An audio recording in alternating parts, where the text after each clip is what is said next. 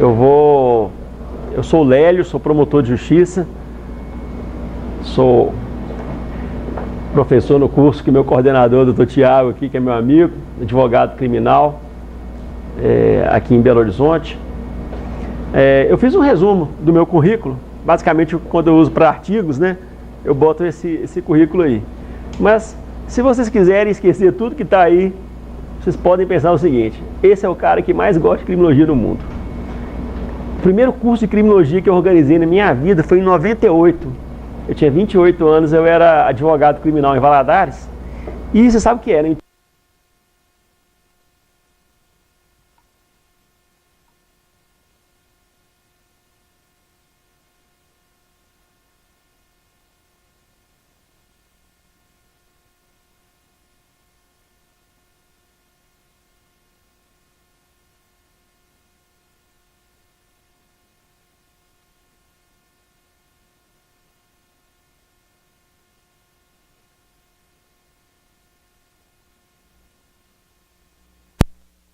Anteriormente ao estudo para o concurso do Ministério Público, eu passei 2 anos depois, eu comecei a dedicar com a criminologia, fiz o primeiro mestrado na Gama Filho, há 20 anos atrás, sobre o tema Direito Penal Mínimo, tendo como meu orientador o professor Juarez Tavares.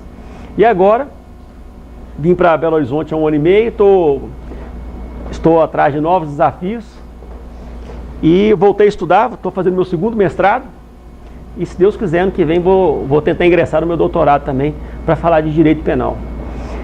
Eu escolhi esse tema, o Adam Sutherland, os crimes do colarinho branco, para vocês, porque para mim eles fazem parte de pontos assim nucleares e de virada na história da criminologia moderna. Então eu fiz aqui um rápido esboço do que muda aqui. Acho que não está funcionando não. Não está mudando não. Tem que ser. Vamos ser no computador é melhor. É aqui, para a direita, para a esquerda aqui, né? Beleza. Ah tá, antes fazer a propaganda para vocês do meu livro, né? Vai ser lançado a 9ª edição pela editora Ímpetus, do Rio de Janeiro, agora em abril. Resumo de criminologia. 9ª edição, gente. É um livro que depois eu conto para vocês a odisseia que foi para ser publicado, porque eu tentei em umas 20 editoras na época e todo mundo falou comigo que ninguém ia querer ler isso, sabe? E você tem um livro que está na 9ª edição, isso é uma vitória pessoal para a gente, né, que é professor. Eu tenho um livro meu que está na 5ª edição, um livro de bullying, mas a criminologia ela cresceu muito no Brasil de lá para cá, vai dar certo. Eu fiz um resumo para vocês aqui. Funcionou agora? Ah, beleza, então melhor ainda. Gente, esse é um pequeno esboço que eu trouxe para vocês da história da criminologia.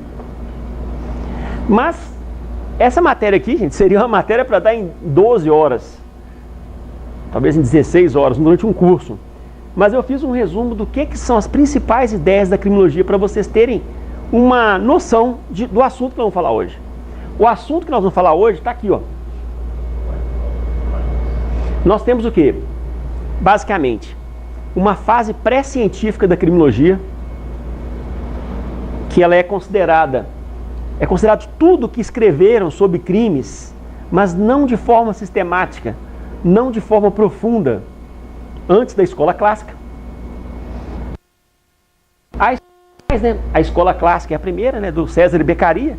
Vocês devem ter lido em algum momento na vida, né, o livro dos Delitos e das Penas, um livro que foi publicado em 1764, quando ele tinha apenas 26 anos de idade, e que foi uma espécie de grito de liberdade penal, pugnando pela razoabilidade da aplicação da lei penal, por justiça, proporcionalidade nas penas.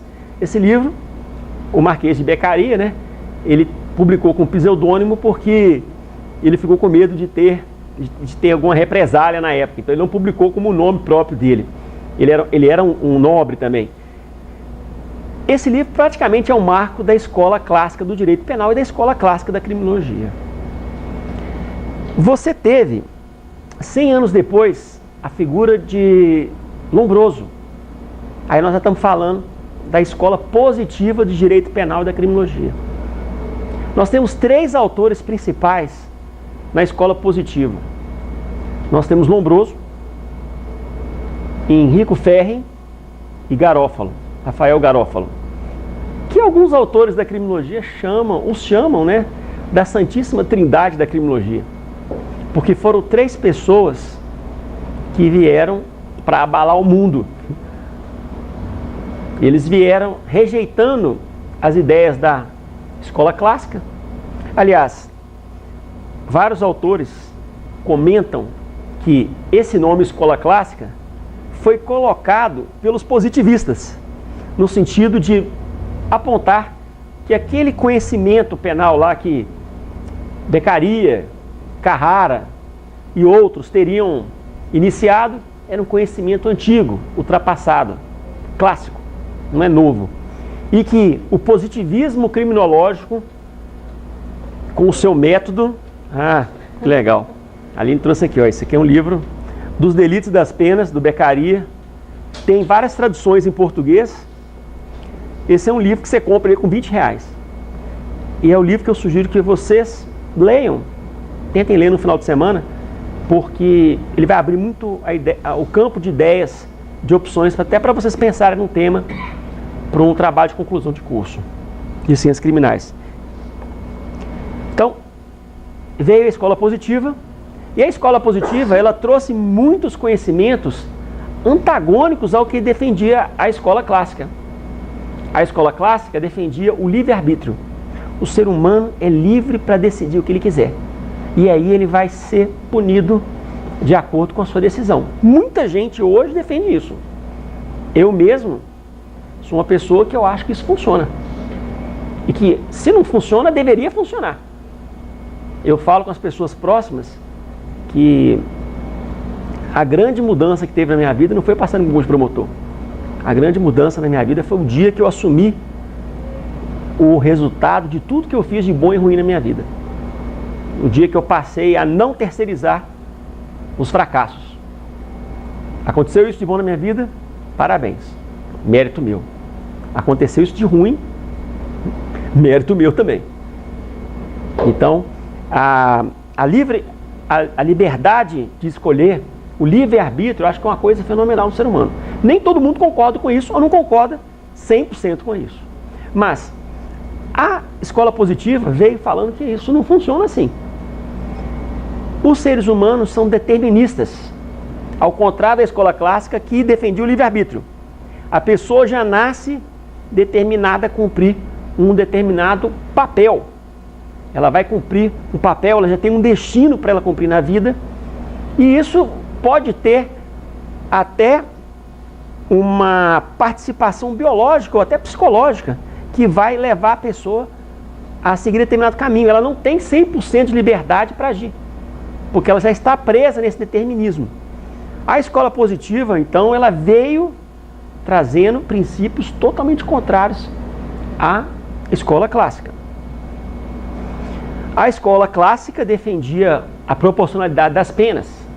A escola positiva já trabalha com conceitos como periculosidade. Ou seja, a pessoa, sendo perigosa, em tese ela poderia ficar presa até por tempo indeterminado. A escola positiva, ela tem ideias bem diferentes da escola clássica. Estou dando algumas ideias simples aqui. O que eu quero falar para vocês também é o seguinte: essa importância da escola positiva, e muitas pessoas se lembram de Lombroso. Lombroso talvez seja a pessoa mais conhecida em todas as faculdades de Direito no tocante à criminologia, apesar de ser apenas um dos 50 maiores criminólogos da humanidade, na minha visão. Existe até um livro chamado 50 Pensadores de Criminologia, um livro escrito em inglês, que vocês podem encontrar na Amazon, que até infelizmente está só em inglês, ele não tem tradução em português nem em espanhol, que ele traça o perfil de alguns dos maiores criminólogos da humanidade. Lombroso, Beccaria, Ferri, estão lá. Então, quando se fala em Lombroso, todo mundo fica pensando assim: eu já sei o que ele vai falar. Lombroso é importante porque ele fala que o criminoso é um ser atávico, é um ser primitivo. Ele é dominado pelo atavismo, então ele vai... O atavismo seria o quê? Tipo um homem pré-histórico. E aí, alguns autores, e Lombroso falava, né? O delinquente vai ser aquela pessoa que tem a testa grande, careca, orelhas grandes, nariz adunco. Ele é uma pessoa agressiva. Lombroso defendia isso, essas ideias, a escola positiva, ou mais ou menos, né, porque todo mundo na escola positiva, quando se fala escola positiva, na verdade nós colocamos vários autores. Lombroso foi o principal, mas tinha Ferri, tinha Garofalo, que de repente não totalmente concordavam com as teses de Lombroso, mas eles eram deterministas. O que acontece é o seguinte: o verdadeiro motivo de Lombroso ser tão importante para a criminologia não é esse da teoria do homem, do delinquente nato. Não é esse o motivo que faz de Lombroso uma das pessoas mais importantes da criminologia. Mas a adoção por Lombroso do método empírico, da investigação empírica. Lombroso ia nos presídios, entrevistava os presos, entrevistava 800, 1.500, 2.000 presos na Itália, analisava os corpos dele, media o nariz, media a orelha, media a cabeça. Chegou-se a se pensar, durante um certo tempo, que a cabeça da pessoa era um sinal de inteligência. Quanto maior a cabeça, maior o cérebro. E pasmem, aqui nós não temos tempo para isso, mas eu sou professor de criminologia da Fundação Escola Superior do Ministério Público. E eu trouxe para os meus alunos lá uma foto do museu que existe na Itália em homenagem a Lombroso, onde o próprio Lombroso deixou a cabeça dele dentro de um formol para que ela fosse objeto de experimentos após a sua morte. E rapidamente chegou-se à conclusão, lógico que quando a neurociência, quando a neurologia começou a avançar, que não era por aí. Aliás, fala-se hoje que não existe só uma inteligência, né? Autores defendem que são 8, tem autores que defendem que são mais que 8, mas o que acontece é que Lombroso, ele media, e isso, gente, que é o grande mérito de Lombroso, na minha visão, para ser considerado um dos 50 maiores criminólogos da história da humanidade, é ele ter adotado o método empírico, o método indutivo. Eu vou pesquisar, das pesquisas dos casos concretos, eu vou induzir uma teoria. A teoria dele é absurda, né? Errada. Mas foi ele que passou a fazer essas pesquisas, que elas não existiam na criminologia até aquele momento. O método da escola clássica era o método dedutivo, é o método que a gente usa no direito. A gente deduz da lei para o caso, do caso individual. Lombroso fez o contrário. Ele passou do caso individual para o coletivo. Então o grande mérito de Lombroso é esse. Uma coisa interessante que vocês saibam, que quando a gente cita as teorias, não significa que elas eram 100% unânimes em seu momento. Provavelmente, alguns autores lá na época da escola clássica, em outros países, ou até dentro da própria Itália, da França, da Europa continental, não tenham concordado com a escola clássica. Mas o pensamento da escola clássica foi o dominante naquele momento. A escola positiva, quando surgiu no final do século XIX, cerca de 100 anos depois da escola clássica, ela foi dominante num certo cenário, mas já desde o início ela foi combatida por outros autores. Eu posso citar aqui dois que são famosos, que foram Gabriel Tardet. Eu falava Gabriel Tarde, mas é francês, né? Suponho que seja Gabriel Tardet. E um outro que se fala Lacassanier, mas se escreve daquele jeito ali, não me peçam para soletrar. Esses dois autores, não concordavam com a escola positiva. Vocês estão errados. Não é por aí que o crime surge. O crime ocorre por conta de fatores sociais. E vocês, pouco antes ou mais ou menos nesse momento histórico, foram publicados os trabalhos de Durkheim, que é um autor, é um pensador que ajudou muito na construção do pensamento ocidental. Ele tem uma obra chamada O Suicídio, tem uma obra que se chama Divisão Social do Trabalho. E numa dessas obras, eu tenho a impressão que é a Divisão Social do Trabalho, Durkheim fala que o crime é comum e que ele pode ocorrer na sociedade e que determinados níveis de crime seriam aceitáveis para a sociedade, porque a sociedade, quando ocorre um crime, ela se une contra aquela figura do criminoso. Não podemos aceitar isso. E as relações das pessoas tendem a se fortalecer. Então a sociedade tende a ser mais saudável em reação àquela situação de um fato criminoso. Mas vejam, ele parte de um conceito claramente social. Gabriel Tarde e Lacassanier também. Aliás, salvo engano, é de Gabriel Tarde ou Tarde a expressão que o crime é um micróbio que, quando entra em contato com a sociedade, cria o criminoso. Então, a questão social. Eu estava preparando essa aula de hoje para vocês e eu vi uma citação no rodapé que eu não posso deixar de comentar, porque eu já tinha lido sobre isso. Creio que em 1892 houve um congresso em Bruxelas, um congresso de criminologia, e houve debates pesados entre as pessoas da escola positivista, o Lombroso e seus discípulos, com Tarde e Lacassanier, que eram franceses. Ou seja, já havia pessoas na Europa, na própria Europa continental, que discordavam das teses positivistas, que eram teses biologicistas praticamente, tinha psicológicas, mas biologicistas, teses deterministas. Não, quem faz o crime não é se ser atávico, isso não existe. O que faz o crime é a sociedade, é a relação social, são as relações sociais, é o fator social que vai influenciar no crime. E pensem bem, isso prevaleceu durante muitos anos na criminologia, a ponto que, praticamente 30, 40 anos depois, vários autores defendiam como a pobreza como um fator fundamental para gerar o crime, ou como uma causa quase que exclusiva para gerar o crime, a pobreza. A pessoa ser pobre. No final, esse Congresso Internacional de Criminologia foi em Bruxelas, na Bélgica, 1892. Em 1910 foi publicado um livro que foi praticamente considerado um marco.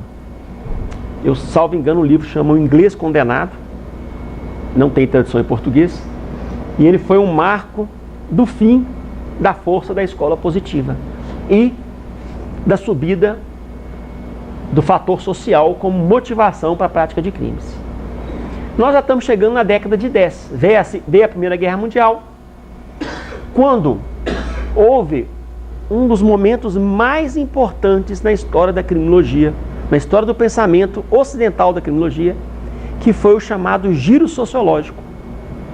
O estudo da criminologia perdeu força na Europa e ressurgiu com força agora nos Estados Unidos. Então, o giro sociológico, basicamente, ele teve duas faces, né? Saiu da biologia e passou para a sociologia, saiu da Europa e foi para os Estados Unidos. E lá, de forma fantástica, surge a Escola de Chicago, que passou a estudar as motivações sociais e defendia como que a cidade pode influenciar no surgimento dos crimes.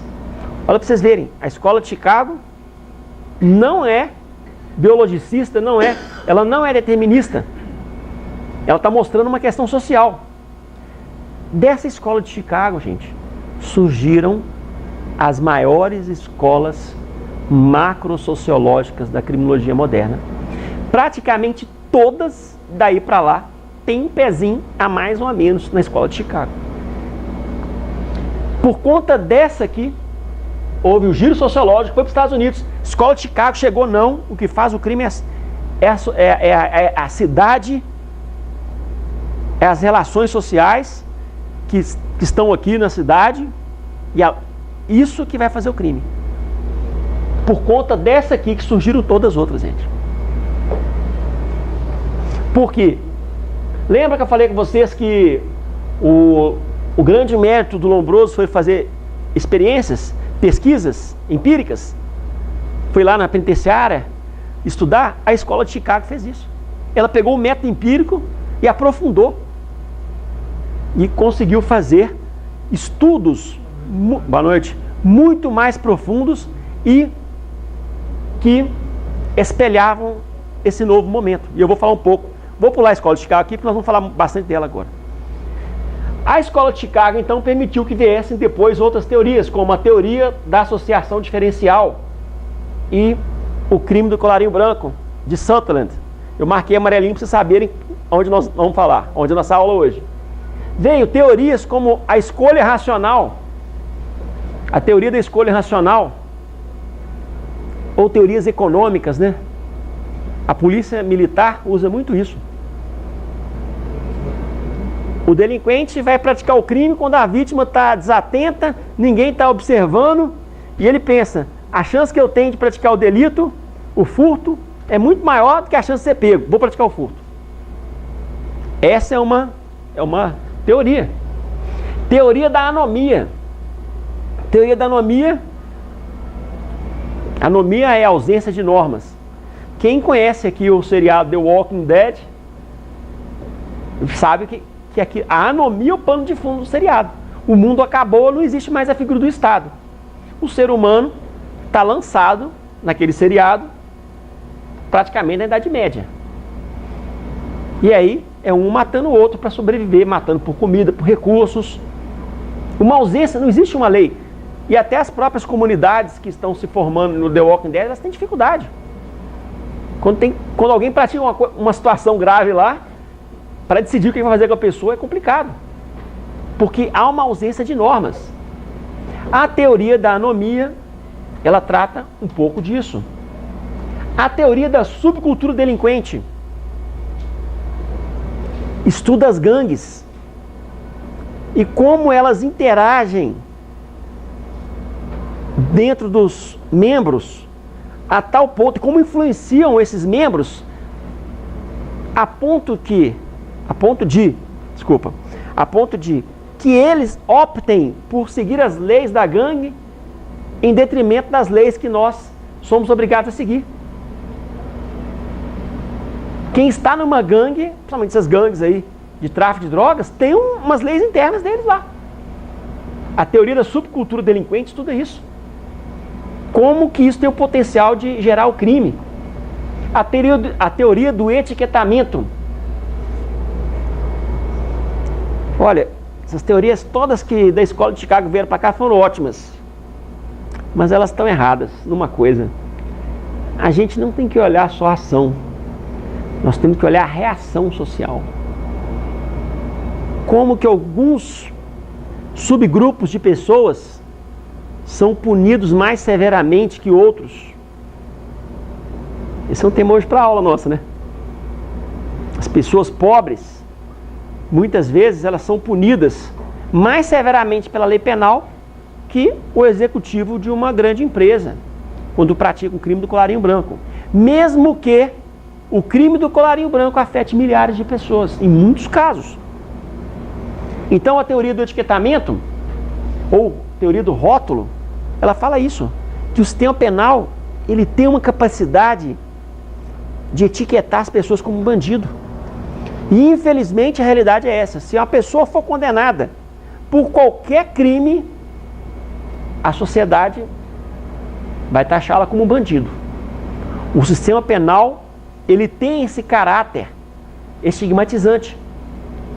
Você acha dezenas, quiçá centenas de livros que tratam só sobre esse assunto, dos estigmas que o sistema penal traz para as pessoas que são envolvidas, que são acusadas. Depois nós temos aí, na década de 70, na década de 60, né? Década de 60 e década de 70, o surgimento cada vez mais de força da criminologia crítica, ou criminologia marxista para alguns, ou nova criminologia radical. A gente não pode falar o mesmo nome porque há vários núcleos, de repente eles não concordam com tudo, mas eles são um conjunto que a gente pode chamar de criminologia crítica. E essa criminologia crítica, ela é o retorno da força da criminologia na Europa, na década de 60, década de 70. Gente, década de 60, contra a cultura, contra a revolução. E aí veio a criminologia crítica. A criminologia crítica, gente, praticamente é a dominante no Brasil hoje. A maioria dos criminólogos no Brasil são criminólogos críticos. É o capitalismo que vai gerar esse desequilíbrio social, que vai gerar essa desigualdade e aí vai levar à ocorrência dos crimes. A grande ideia da criminologia crítica é essa. É uma criminologia que o capital, um resumo muito simples, né? Falei com vocês, coisa que demanda... Mas tá errado? Não sei. Tem crime lá nos países comunistas também, né? Mas é tese. É tese, gente. Cada um adota a sua. Mas eu falo com vocês, a criminologia crítica marxista, ela é defendida por 80% ou mais criminólogos hoje no Brasil. Nos últimos anos, surgiram, lá nos Estados Unidos e na Europa, novos movimentos, falando o seguinte, olha, o mundo avançou, já temos 50 anos de criminologia crítica, eles não chegaram em lugar nenhum, porque basicamente eles sabem criticar, e a gente tem que ir para frente com a criminologia. E aí surgiram as chamadas criminologias pós-modernas, ou a criminologia pós-moderna, que são várias novas ideias que surgiram, que elas não possuem uma aplicação tão geral como a criminologia crítica deseja ser. A criminologia crítica deseja ser a grande teoria da criminologia para explicar tudo. E, gente, a experiência que nós temos é que quanto mais abrangente quer ser uma teoria da criminologia, mais chance ela tem de não dar certo. Porque nem todos os crimes são praticados com as mesmas motivações. Então, eu deixei para vocês aqui algumas. A criminologia cultural. Salo de Carvalho talvez seja o grande expoente dessa criminologia, apesar dele ser muito bom em criminologia crítica também. Eu creio talvez que ele tem vários artigos publicados sobre a criminologia cultural. A criminologia cultural, ela fala o seguinte, olha, esses estudos da criminologia que vocês estão tendo aí, eles estão muito ruins. Eles são totalmente desvirtuados da realidade. As pessoas que estão lá no final da linha da criminologia, elas não encaixam o que vocês estão falando aí com o que eles estão vivendo lá na ponta. Eles gostam de estudar músicas, eles estudam funk, eles estudam as músicas que alguns grupos que são, em tese, alvo do sistema penal publicam, criam. A capoeira, eu vi um estudo de um criminólogo, não sei se ele é crítico ou cultural, acredito que ele seja cultural, que ele tratava de uma certa criminalização da capoeira. Capoeira hoje, graças a Deus, acho que nós superamos muito se existir esse pensamento, não é da minha época. Mas diz-se que no primeiro momento a origem da capoeira não era bem vista na sociedade, lá no Império, sei lá. Mas hoje a capoeira é bem vista. Mas o que acontece? Ele estuda resquícios dessa visão negativa sobre a capoeira, sobre a prática da capoeira. Fantástico isso. Criminologia cultural. A criminologia feminista. Essa aqui talvez seja a mais radical de todas as criminologias que eu vi. Eu estava lendo uma tese de doutorado. Gente, eu não me considero um criminólogo crítico, apesar de eu concordar com muitas coisas que a criminologia crítica fala. Mas eu reconheço a grande importância que a criminologia crítica tem. Praticamente, ela está no mesmo nível para mim da Escola de Chicago, da importância para o pensamento criminológico mundial, ocidental, né? Mas eu vi uma tese de doutorado que a autora escreveu uma coisa mais ou menos assim. Eu consigo pensar numa criminologia feminista.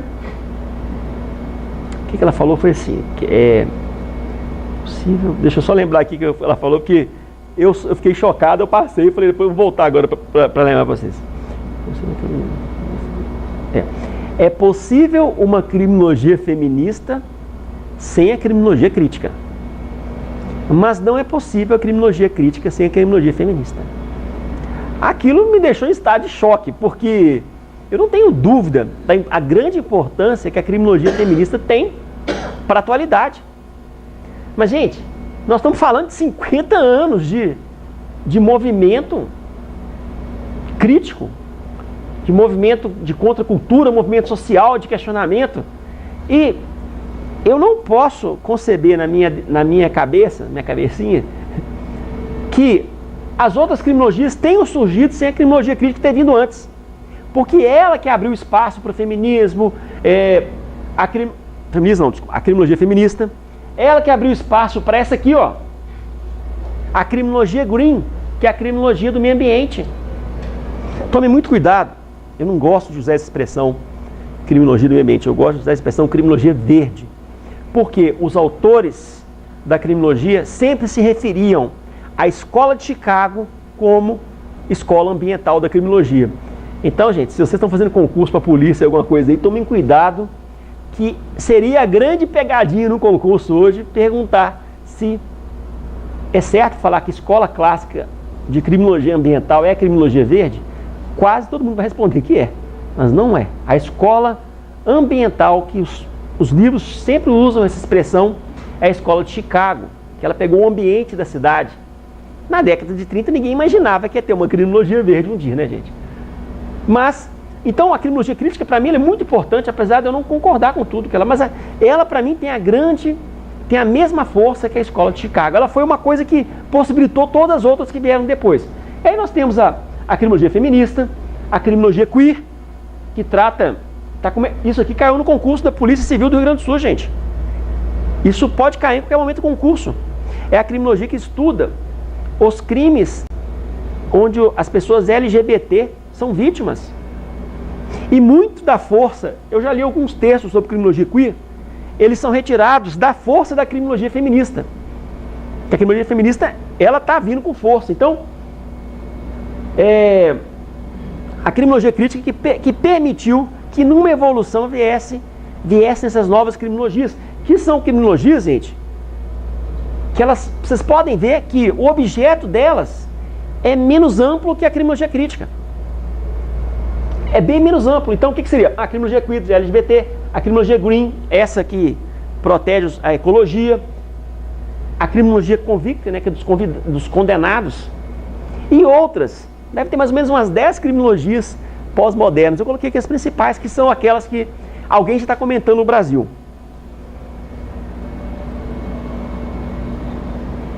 Vamos falar de Chicago, né? Acho que é o lugar mais frio que eu já fui na minha vida. Lá chama Cidade do Vento. E é porque o vento lá corta a gente mesmo, gente. Lá é muito frio, está na divisa com o Canadá. Chicago é a terceira maior cidade dos Estados Unidos. Nova York, Los Angeles, Chicago. Chicago era uma cidade construída com madeira. Ela tinha uma população estável, até que surgiu um movimento chamado grandes migrações nos Estados Unidos no século XIX, no século passado. Não, desculpa, no século XIX, nós estamos no XXI. As grandes migrações foram quando a população descendente de pessoas que tinham vindo da África, que estavam no sul do país, migraram para o norte do país, atrás de trabalho, atrás de condições de vida. Juntamente com pessoas que vieram da Europa, poloneses, pessoas de toda a Europa que foram para os Estados Unidos para buscar melhores condições de vida. E Chicago deixou de ser uma vila e se transformou numa cidade e numa metrópole em poucos anos. Até que houve o grande incêndio de Chicago em 1871. E a cidade, que era toda de madeira, teve que ser reconstruída. E aí foi um jump na arquitetura, um jump na engenharia. Começaram a ser construídos arranha-céus, começaram a ser construídos prédios bonitos. É muito bonito. Gente, Chicago, lembra que é a cidade do Al Capone, dos intocáveis. Chicago é um museu aberto. Os prédios são muito bonitos, os prédios antigos, é uma coisa assim. Porque a cidade foi reconstruída após esse grande incêndio. Ela teve que ser reconstruída. E ela viveu intensamente esse movimento das migrações. A população saiu do sul e foi para o norte. Chicago está por aqui, Nova York está por aqui. Então, esse foi o caminho das migrações dentro dos Estados Unidos. Mais os povos que vieram de outros países, japoneses, poloneses, italianos. Olha para vocês verem aqui como que a realidade de Chicago mudou. Olha, 1850. Isso aqui está de 10 em 10 anos, gente. Chicago cresceu 570% em 10 anos. 274%. Olha, essas décadas aqui, ó, o crescimento de Chicago foi estrondoso. Chicago passou, em 40 anos, de 112 mil habitantes para 1.698.000 habitantes. Em 1910, 2.185.000. Agora, gente, pensa bem. Se hoje é difícil acomodar as pessoas num movimento desse, pensa naquela época que não tinha energia elétrica direito, que não tinha condição sanitária para todo mundo, que não tinha esgoto para todo mundo, que não tinha água. Pensem o desastre que deve ter sido para Chicago receber esse tanto de gente sem ter condições. Essa foto aqui é uma foto da época, é uma imagem mostrando a estação de trem de Chicago. Aliás, onde é a famosa, é onde foi gravada a famosa cena dos Intocáveis, aquele com Kevin Costner, que o carrinho de bebê sai descendo pela escada abaixo e o Kevin Costner vai e consegue pular e segurar o carrinho de bebê e eles prendem lá o contador do Al Capone.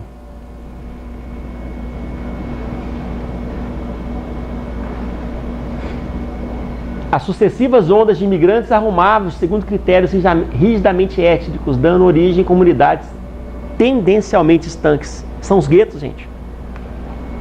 Os guetos. Foi com essa onda de movimentos que vieram das grandes migrações que surgiram os bairros chineses, os bairros dos poloneses.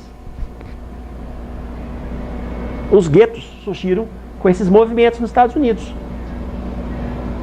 Então parecia assim natural que se optasse por um modelo ecológico, ou seja, de equilíbrio entre a comunidade humana e o ambiente natural, para se enquadrar os fenômenos sociais, dentre eles o crime.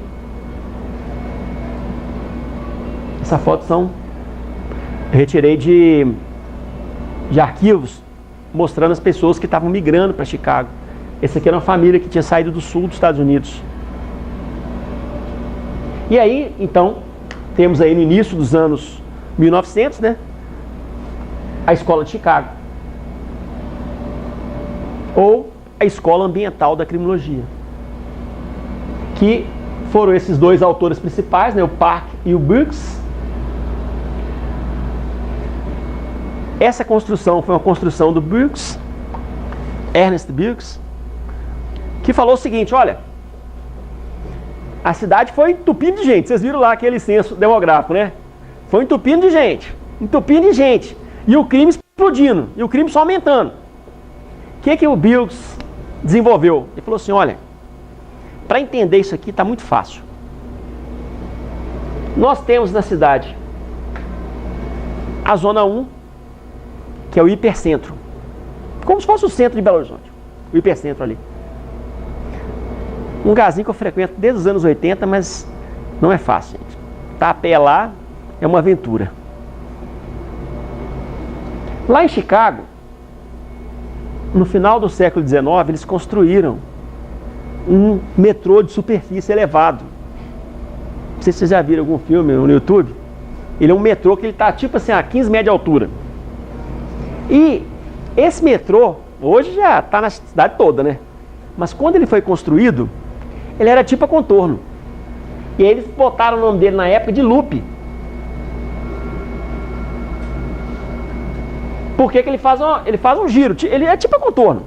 Quando eu olho para quando eu vi esse metrô de Chicago a primeira vez, essa parte que foi construída inicialmente, eu lembrei da contorno. Que parece. Olha, o Bilges falou aqui, olha, isso aqui é a Zona 1. Isso é o hipercentro. A Zona 2 é a zona onde estão as indústrias. Eu fui numa cidade que tem muito brasileiro, chama Newark. Ela fica perto de Nova York. E lá você vê claramente a Zona 2, aquele monte de indústria, de fábrica, de lote baldio, de galpões abandonados. Gente, você não vê gente.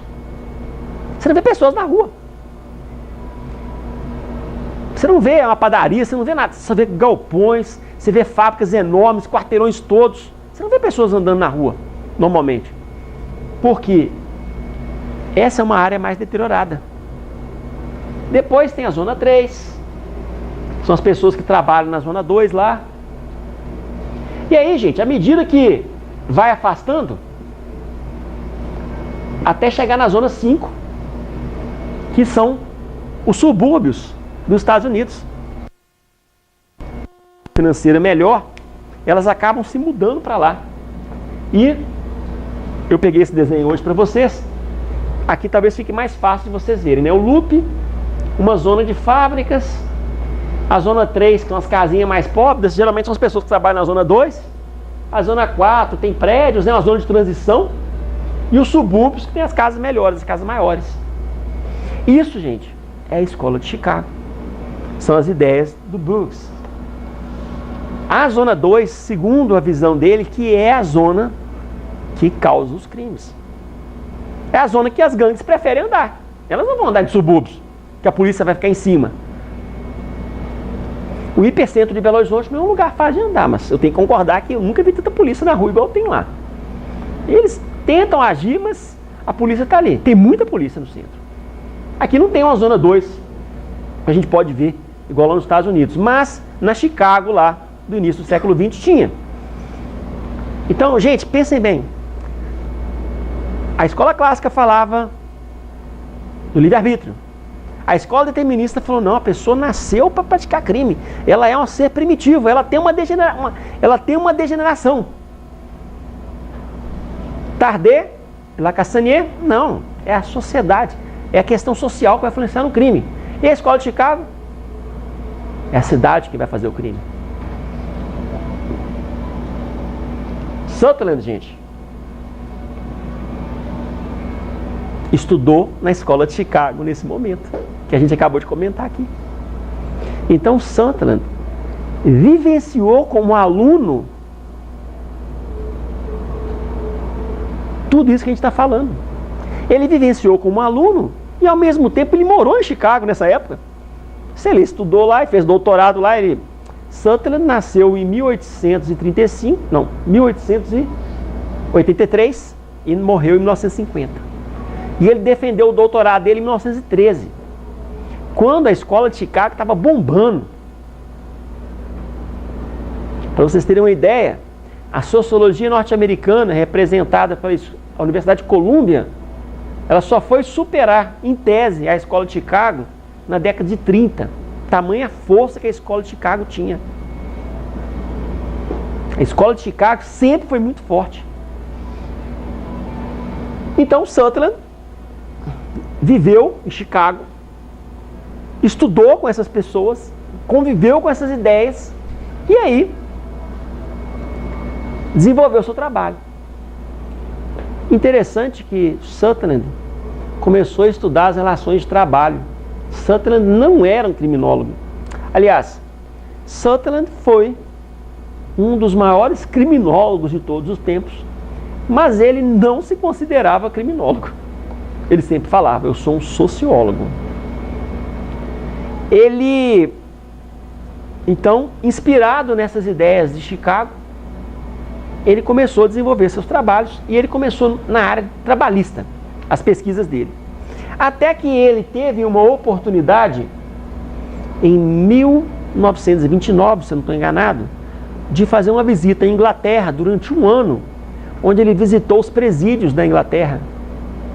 E ele se apaixonou com o assunto. Ele falou, vou mexer com isso.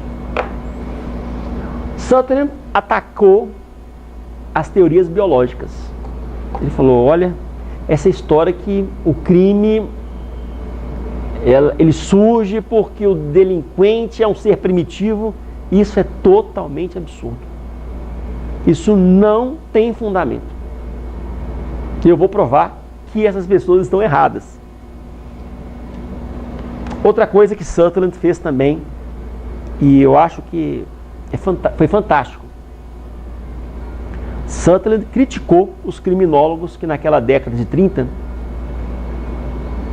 eles pesquisavam os crimes unicamente através dos documentos criminais oficiais, dos processos criminais.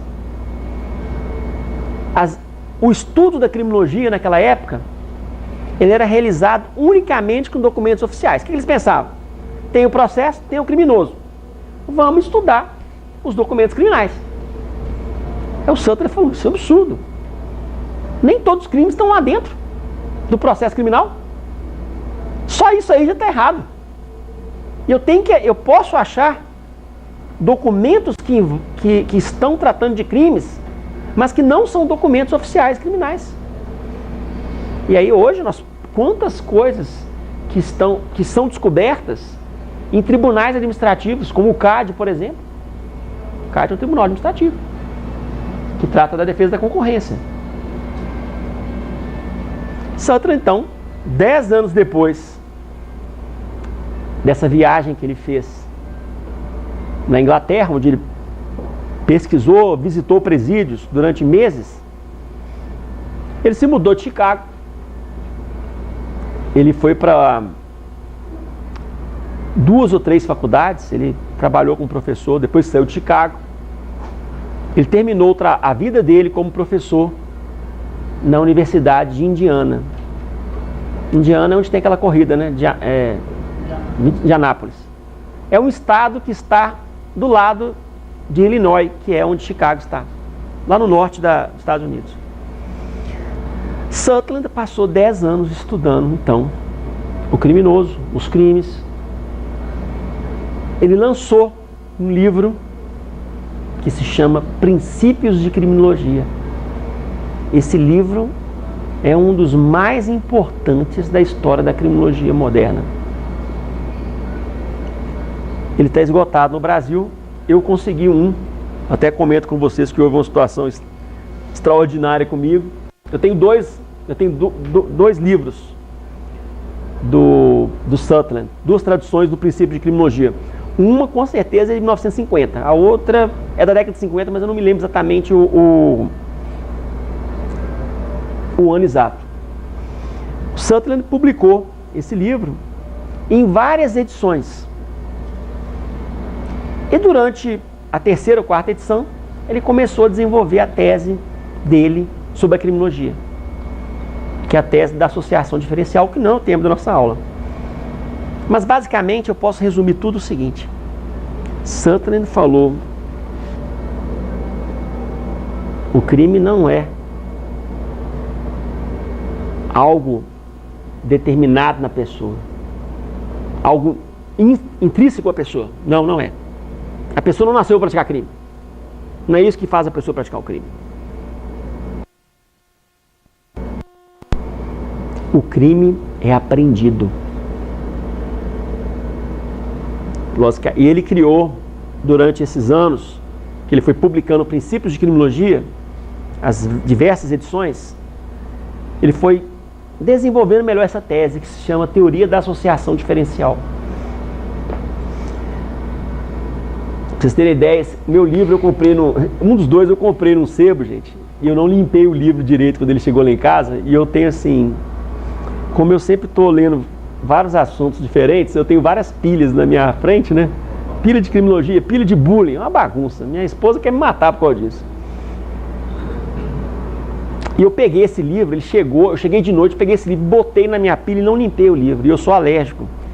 Aí, um dia eu peguei o livro, devo ter colocado a mão no olho, na boca, talvez invariavelmente, fui parar no Mater Dei, gente, com uma coisa assim. E eu lembro que eu estava lá no Mater Dei e uns promotores amigos, você devia ter pegado esse livro e jogado fogo, você está doido? Custei para conseguir esse livro, não posso colocar fogo não. Ele falou, não, você vai ser internado de novo por causa dessa alergia. Porque, gente, quando eu cheguei em casa, aí eu botei a máscara, aquela máscara de dentista, né, e fui mexer no livro. É a pior poeira que um alérgico pode ter, aquela poeira amarela. Ela é uma poeira fina. Aquilo me fez... Eu passei um aperto nesse dia aí. Eu tive que ligar, minha esposa estava fazendo um concurso, ia fazer alguma coisa em São Paulo, e ela ligou para mim, eu estava na UTI do hospital lá, que os médicos não tinham conseguido descobrir o que era ainda, e eu achando que era o cachorro, que era o pelo do cachorro. Mas, gente, é um livro de 1950, é um livro que... E aí, assim, peguei esse...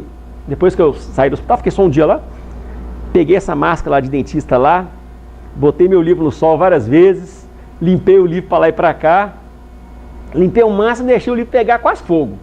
Mas eu não desfiz o livro, não. Agora eu vou ter que levar numa pessoa que seja bibliotecário para ver o que você pode fazer para me ajudar aí.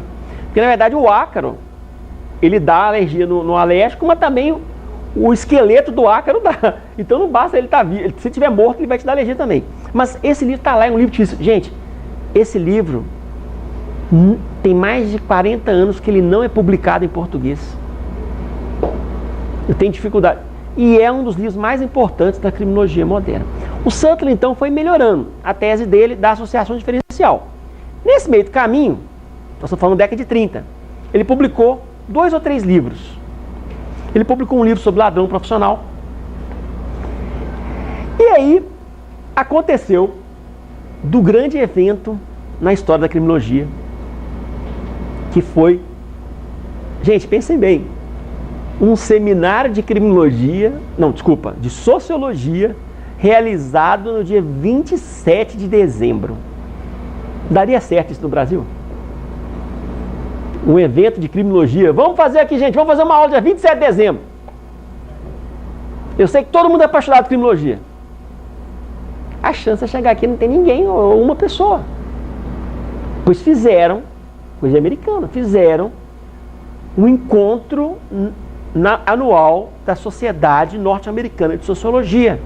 E o Sutherland era presidente na época. No dia 27 de dezembro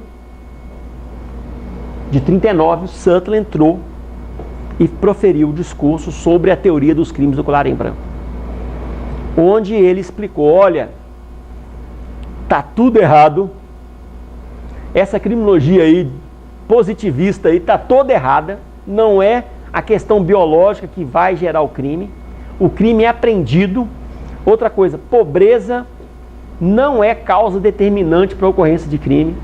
E outra coisa, gente, vocês estão estudando a estatística oficial, mas os ricos estão roubando e não aparece em nada.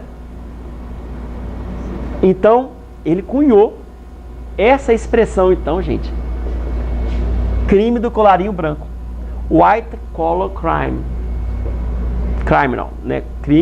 Criminoso do colarinho branco, que é antagonista à expressão criminoso do colarinho azul. O criminoso do colarinho azul seria o crime de rua, o crime praticado pela pessoa que trabalha na fábrica, no chão de fábrica, em tese, né?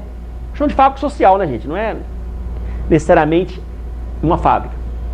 E aí, eu achei essa charge que mostra dois tipos de grades, né? O criminoso do colarinho azul, cana. O criminoso do colarinho branco, Thiago deve conhecer esse carro, porque ele deve ter um no Rolls Royce. É uma crítica social, é isso? Nós estamos falando da diferença que o sistema penal... Gente, nós estamos falando de algo que foi lançado em 1939. Nós estamos em 2019, 80 anos depois. Isso parece que é novo. Tem 80 anos que isso foi colocado para fora. Então, o Sutherland, como bomba, fez esse discurso que abalou a história da criminologia ocidental.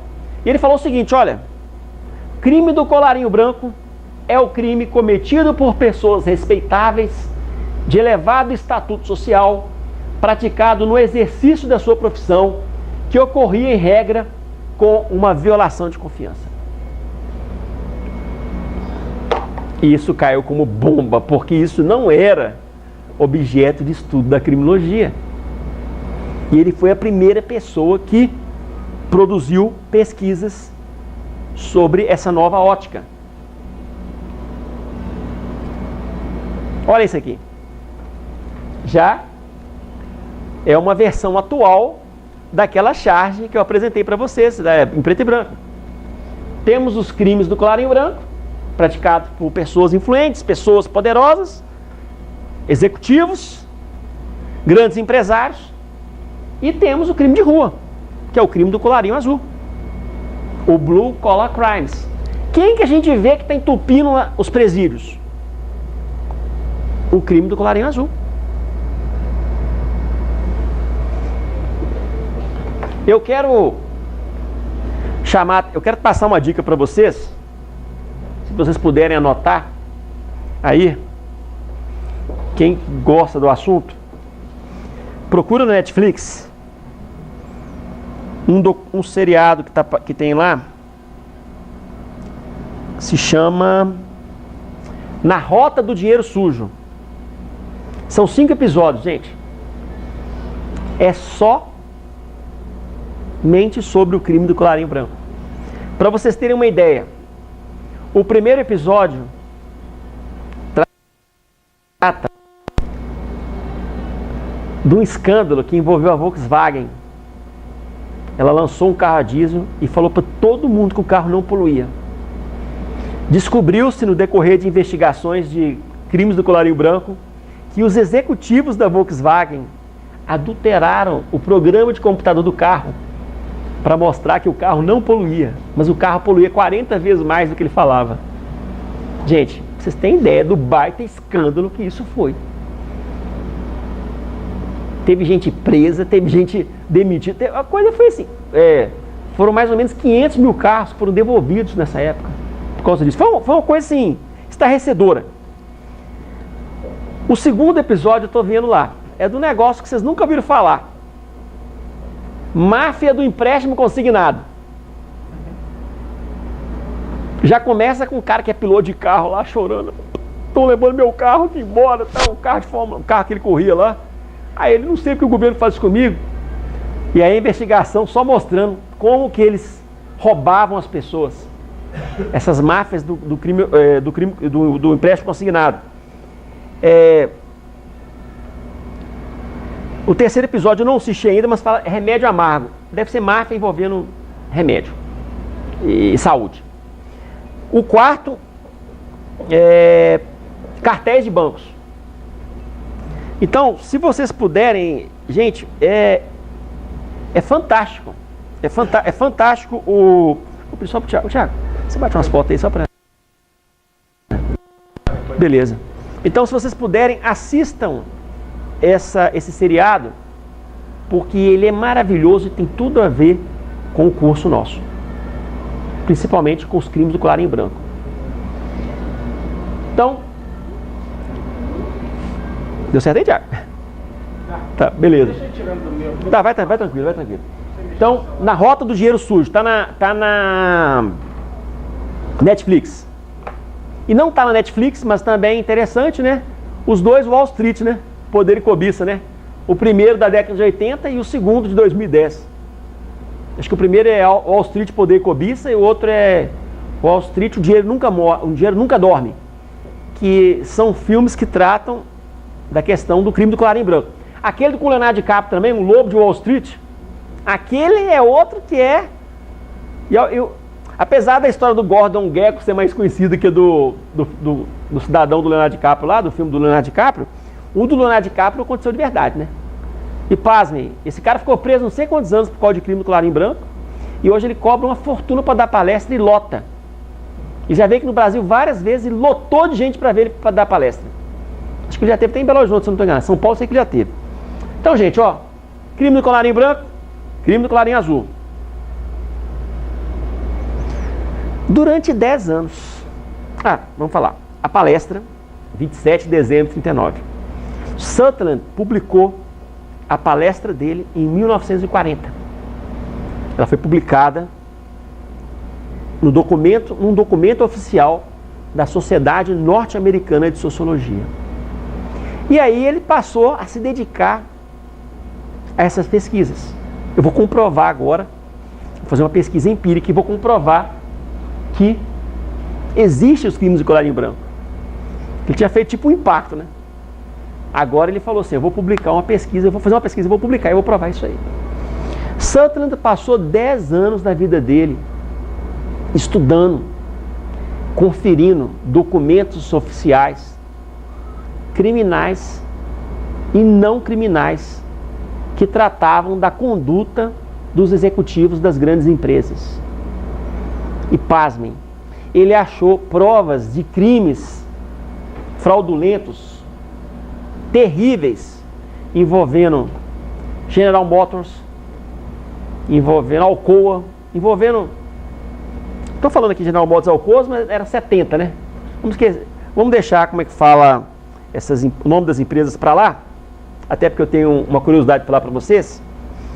E ele passou a estudar essas 70 grandes empresas americanas que praticavam essas fraudes. Cartel, vendendo produto estragado, combinando preços. Tem uma parte da pesquisa de Sutherland que eles descobrem que as empresas, as grandes empresas, às vezes se reuniam num restaurante num deserto para combinar preço.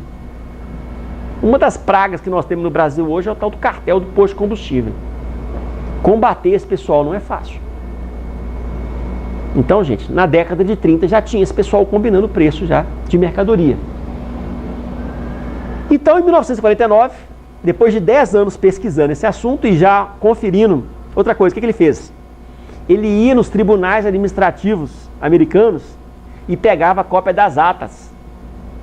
O Tribunal Administrativo Americano é tipo um CAD, Conselho de Administrativo de Defesa da Economia, né? Sei lá. CAD, que trata da defesa da concorrência, da liberdade econômica, né? E da ordem econômica. O que acontece? Ele via as atas que as pessoas praticavam fraudes e eram punidas só na área administrativa. Não se tomava providência criminal nenhuma contra eles. E ele também pesquisou acordos civis. De vez em quando rompem um arranca-rabo entre os grandões, eles vão lá, entram com ação civil, ó, e fazem um acordo. Quando ele foi ler lá o acordo, que é isso? Isso aqui são falcatruas. Então, vocês lembram que eu falei com vocês que ele criticou a criminologia que tinha na época que ela só pesquisava documentos criminais? Ele falou, tem que pesquisar documentos não criminais também, para a gente descobrir o que esse pessoal está fazendo. Em 1949, Sutherland foi publicar o livro dele. Só que a faculdade, a universidade que ele estava e a editora ficaram com medo das 70 empresas. Era tudo empresa gigante, gente. O que eles pensaram? Vai dar processo aqui, esse trem vai quebrar a gente, vai quebrar a editora e a universidade ficou preocupada, porque é o seguinte, nos Estados Unidos é comum eles receberem grandes doações. E aí o que acontece? A universidade ficou com medo, opa, vai colocar o nome aqui de um monte de empresa grande e não vai dar certo isso não. Nós vamos perder doações. Então eles pediram para ele para ele publicar o livro sem o nome das empresas. E ele ficou muito frustrado com aquilo. Mas o que ele pensou? Tem 10 anos de trabalho meu aqui. Se eu não publicar, eu não vou poder, eu vou ser esquecido. E tem um problema. Ele fez as contas lá, em 1953, prescrevia os últimos crimes da pesquisa dele. Ele pensou, vou publicar, sem nomes, daqui a 4 anos, ou 3 anos, daqui a 4 anos, né? Quando as prescrições se consumarem, ninguém pode ser punido por mais nada, eu publico o livro de novo com o nome de todo mundo. Só que o Sutherland morreu no outro ano. Na década de 50, gente, ocorreu nos Estados Unidos um movimento de caça às bruxas, chamado macartismo. As pessoas eram acusadas de serem comunistas e eram perseguidas. Não teve mais clima para publicar esse livro com o nome das pessoas. Esse livro só foi publicado com o nome das 70 empresas em 1983, gente. Acreditem. E vocês podem achar, existe a versão sem cortes desse livro, Crimes do Colarinho Branco, em português, do Sutherland. Inclusive, tem um prefácio maravilhoso de um professor chamado Cleto, que é um prefácio de umas 20 páginas, que é um resumo da história do Sutherland. Maravilhosa, maravilhoso esse prefácio. Então, gente, olha para vocês verem a pressão do assunto que ele estava estudando. Pensem bem que hoje, 2019, já é complicado mexer com esse assunto. Imagine naquela época, a pressão que foi em cima. Então, não se publicou o nome das empresas, mas somente no segundo momento, que foi mais de 30 anos depois. Foi em 1983. E eu deixo para vocês a sugestão, quem quiser, tem o livro em português, foi publicado há uns 4, 5 anos atrás, fácil de achar, na Amazon também. Quando o Sutherland soltou aquilo, não, é o crime praticado por pessoa importante, que usa abuso de confiança, usa de poder, começou aquela confusão. Peraí, mas o que é um crime do colarinho branco? Será que podemos usar somente isso, essa expressão? Surgiram várias pessoas também comentando, olha, nós podemos falar que são crimes econômicos, que são crimes respeitáveis, delitos das corporações, crimes de empresa. Crimes financeiros é um nome muito utilizado no Brasil. Delitos dos poderosos, entre outros. O Sutherland foi criticado por várias pessoas, que falaram assim, olha, a sua concepção de crime do colarinho branco, ela é muito subjetiva. Não dá para saber exatamente o que é um crime do colarinho branco. Só voltar aqui para... É um crime cometido por pessoas respeitáveis. O que são pessoas respeitáveis? E de elevado estatuto social praticado no exercício da sua profissão. Mas peraí, no exercício da sua profissão, é quando a vítima é fora da empresa ou a empresa pode ser vítima também? Que ocorria em regra com violação de confiança. Pensem que a descrição de Sutherland para o crime do colarinho branco foi uma descrição subjetiva. Mas Sutherland sempre falou, eu faço desse jeito justamente para permitir que o estudo siga à frente. Que outras pessoas possam trabalhar esse conceito e melhorá-lo. Então tem esse caso, né? Ele investigou 70 principais corporações entre 1920 e 1944. Analisadas por Sutherland, várias estão em atividade hoje, ou com nomes diferentes, mas existem. Quais são os tipos de fraudes que Sutherland descobriu nessa pesquisa? Coloquei algumas aqui. Fraude em fusões, uniformização de preço, eliminação de concorrente. Isso aqui tem muito no Brasil, gente. Tal do dumping, né? Um posto de gasolina entra numa cidade, começa a vender abaixo do preço de custo, quebra os outros postos. Aí ele vai lá e compra depois os outros postos. Eu estou propaganda enganosa, discriminação de preço, violação de patente, crimes contra a relação de trabalho. Eu vi uma universidade ser acusada de dumping trabalhista. O que ela fez? Ela mandou centenas de pessoas embora e não pagou direito trabalhista de ninguém. Falou assim, entra na justiça. Aí ela pegou o dinheiro das pessoas e o Ministério Público do Trabalho caiu em cima. E chamou isso, além de processar pelos direitos trabalhistas, o Ministério Público entrou com uma ação coletiva querendo danos morais coletivos por dumping trabalhista. Você vai quebrar as pessoas assim, ó. Fraude financeira, violação de confiança. Das 980 decisões que o Sutherland investigou, decisões administrativas e cíveis, ele encontrou uma média de 14 infrações, cada uma praticadas por empresas. Cada empresa tinha praticado 14 crimes, 14 infrações. Gente, cada empresa tinha praticado 14 infrações. Isso aí, gente, é, para alguns autores, o início de uma possibilidade de se discutir o que a gente trata hoje como a responsabilidade penal da pessoa jurídica. As empresas eram autoras. E isso já é utilizado muito nos Estados Unidos. Aqui nós estamos ainda engatinhando. Mas eles aplicam na common law lá isso aí. Sutherland levantou 3 fatores porque a lei penal não alcança essas pessoas. Esses executivos, no geral, ou grandes industriais. Primeiro, o status de homem de negócios. A força que essas pessoas têm social é muito grande. E aí, ele comenta, inclusive, que essas pessoas frequentam os mesmos lugares que os deputados, que os juízes, que os promotores. Frequentam as escolas, os filhos estão estudando junto. Culturalmente, eles são próximos. E o Sutherland falou, o poder, o status social que um homem de negócios tem é muito grande, muito positivo. Aí quando chega lá no judiciário, condenar esse cidadão, cadeia não conserta ninguém, esse cidadão ele talvez errou.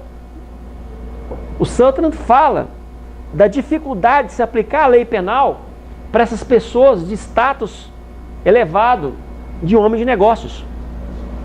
Outra coisa, a tendência do afastamento de penas.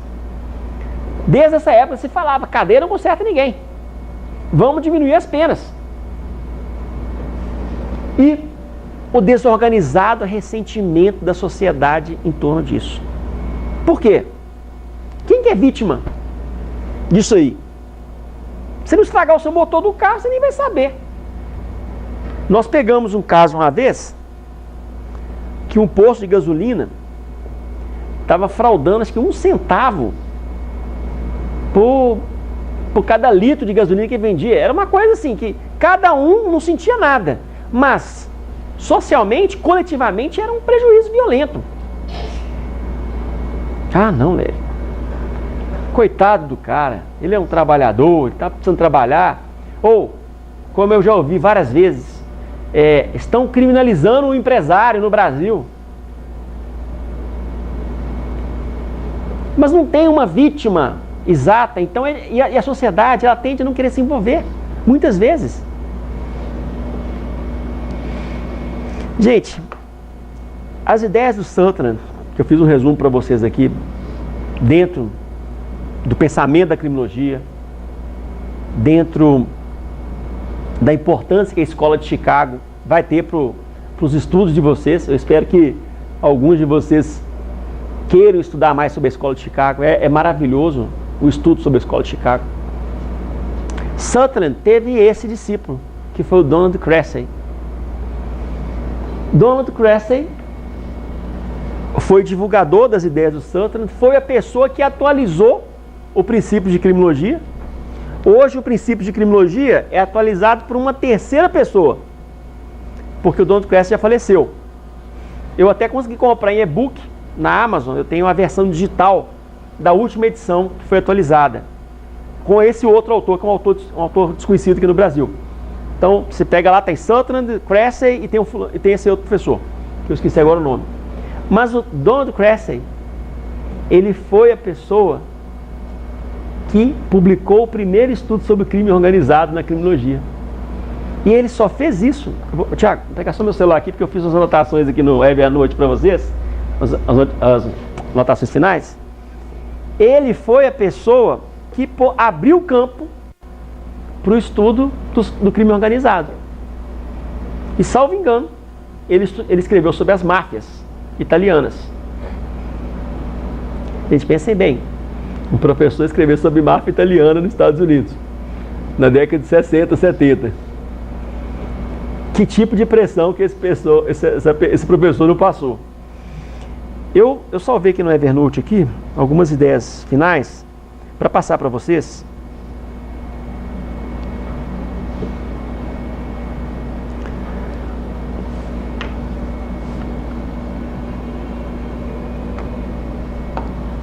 Sutherland, então, rompeu com as tradicionais formas da criminologia daquela época, da década de 30, de estudar os crimes. Se limitavam a documentos oficiais criminais.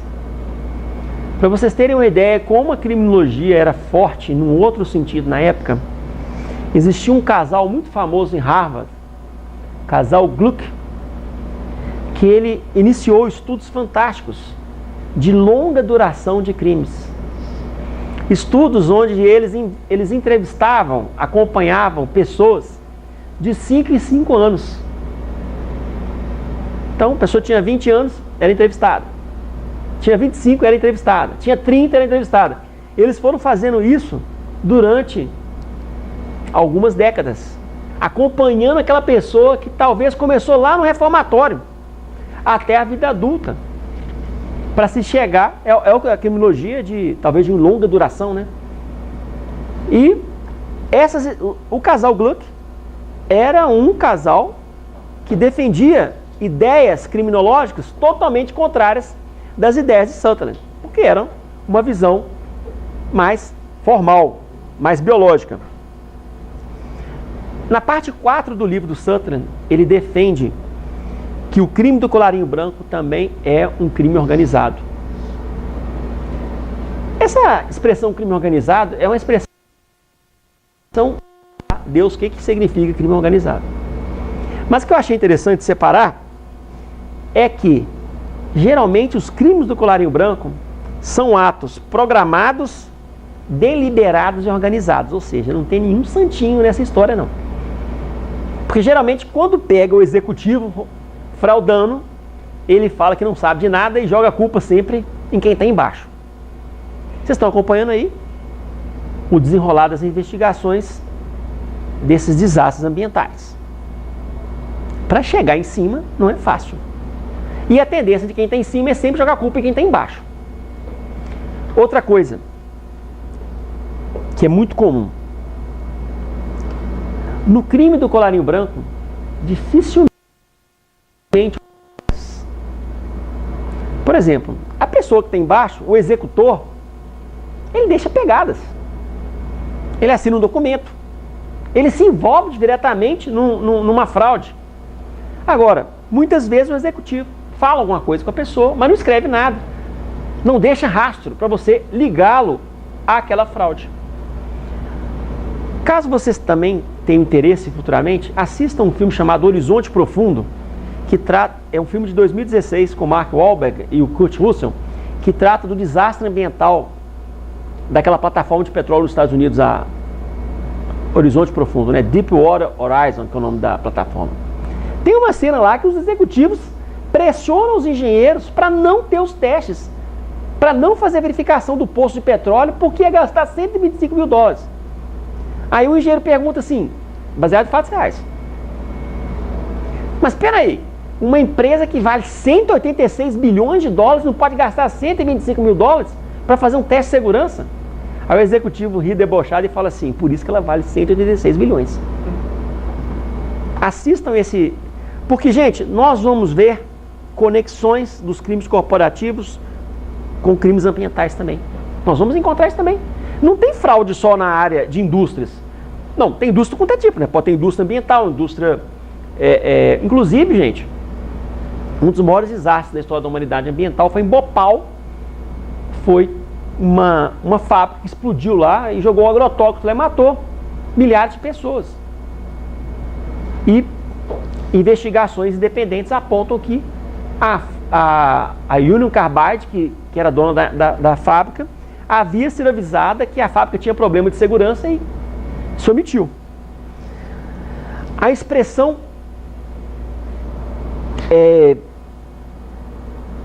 crime organizado, não, a expressão white collar crimes, supõe-se que essa expressão, eu vi isso escrito em 2 livros de criminologia, eu trouxe para vocês aqui, ela não teria sido usada pela primeira vez por Sutherland.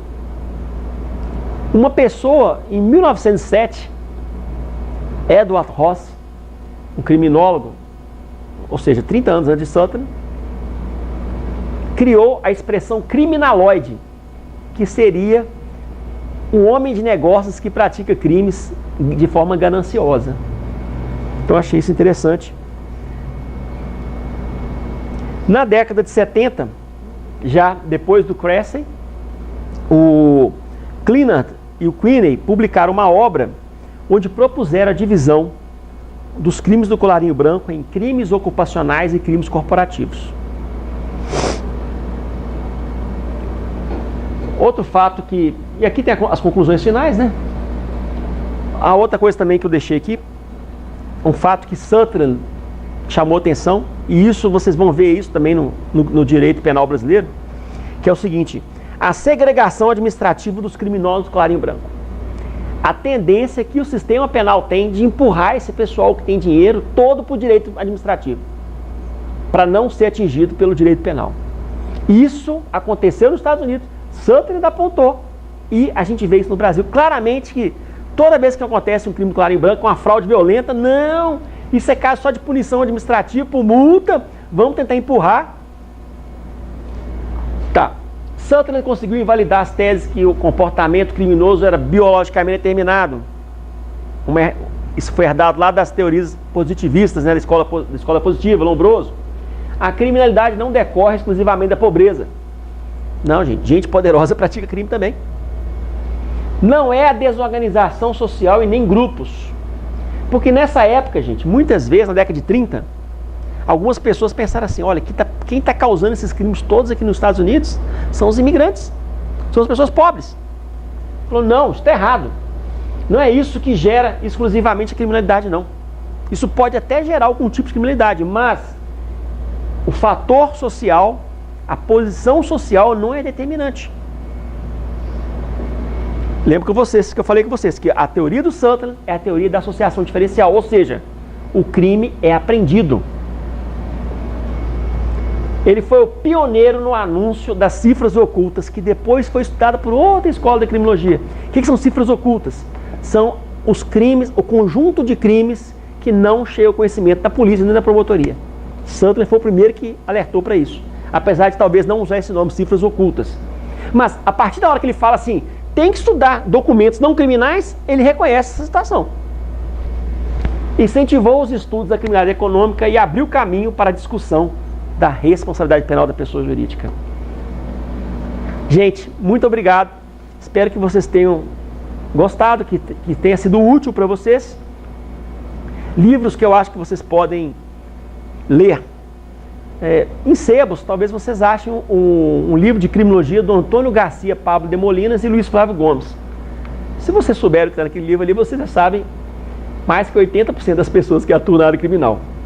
Se depois vocês quiserem dicas de outros livros mais profundos, mas esse livro aí, esse livro está esgotado, eu procurei para comprar uma edição atual. Quando o livro some do mercado, assim, geralmente é porque ele está mudando de editora. Então, ele era publicado pela RT, foi publicado pela RT a vida toda. Luiz Flávio Gomes e Antônio Garcia Pablo de Molina. Tá bom, gente? Espero que vocês tenham gostado. Deixei meu e-mail aqui, ó. Eu tô com um Instagram agora só para falar coisa de criminologia. Comecei agora, tem pouco tempo, tem 80 pessoas lá. Se puderem, me ajuda a divulgar, ó. Senhor Criminologia. Botei lá. Tem senhor dinheiro, senhor Criminologia. Vamos botar isso aí com. Botei isso aí, achei divertido isso aí. Muito obrigado e até a próxima, tá bom?